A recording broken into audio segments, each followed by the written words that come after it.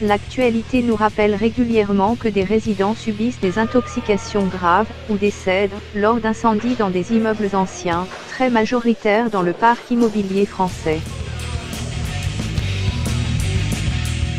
Contrairement aux établissements recevant du public, les immeubles d'habitation ne font l'objet d'aucun contrôle périodique de l'administration.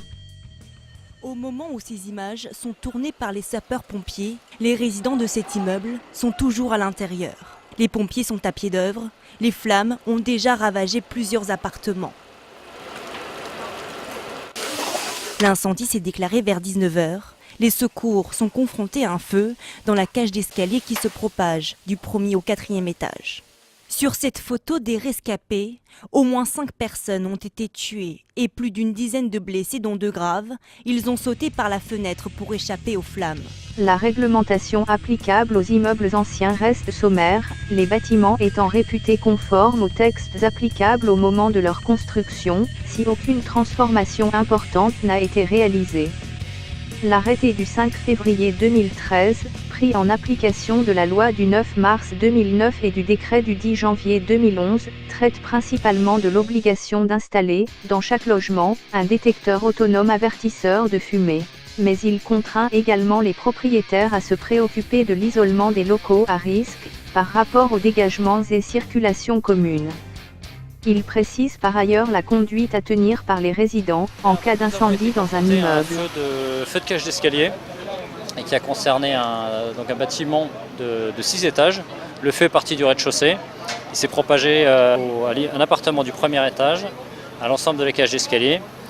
Et l'intervention a été rendue difficile en raison de problèmes électriques. Il a fallu longtemps avant d'avoir la confirmation de la coupure du courant.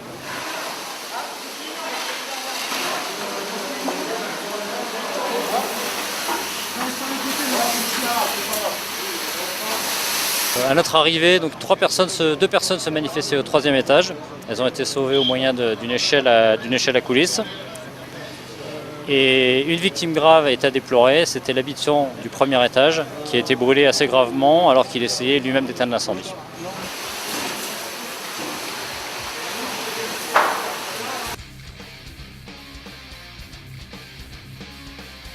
C'est ainsi que le confinement dans le logement est privilégié en cas d'incendie et l'évacuation n'est pas systématiquement recommandée.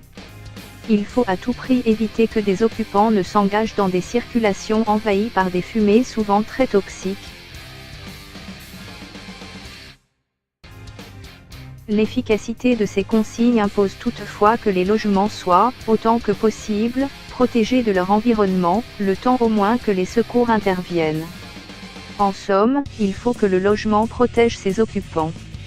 Il est délicat, en effet, d'inciter les résidents à rester chez eux et à se calfeutrer, si le feu ou les fumées se propagent facilement à tous les niveaux de l'immeuble, en menaçant les logements initialement non sinistrés.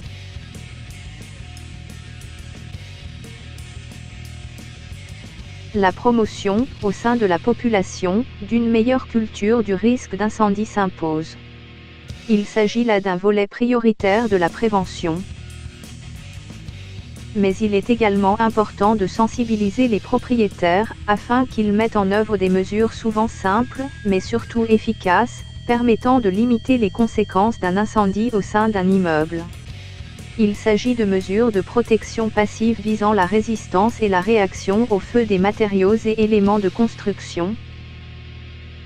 Une bonne analyse des risques permettra de proposer des solutions tenant compte des contraintes techniques et financières et d'engager des actions dans le cadre d'un schéma directeur pluriannuel. Ces démarches relèvent pour l'essentiel du bon vouloir des propriétaires et de l'implication des gestionnaires de patrimoine que sont les syndics de copropriété. Hélas, peu d'entre eux y adhèrent spontanément. Une bonne analyse de risque appelle également le savoir-faire de spécialistes, capables de projeter dans l'espace et dans le temps les conséquences d'un incendie, connaissant parfaitement les pathologies du bâti et à même de proposer des solutions adaptées, parfois en marge des standards classiques. Face au constat de fragilité de beaucoup de nos immeubles et au manque cruel de culture du risque de nos concitoyens, faut-il passer par une nouvelle contrainte réglementaire, afin de diminuer le nombre de victimes dans l'habitat collectif ancien ?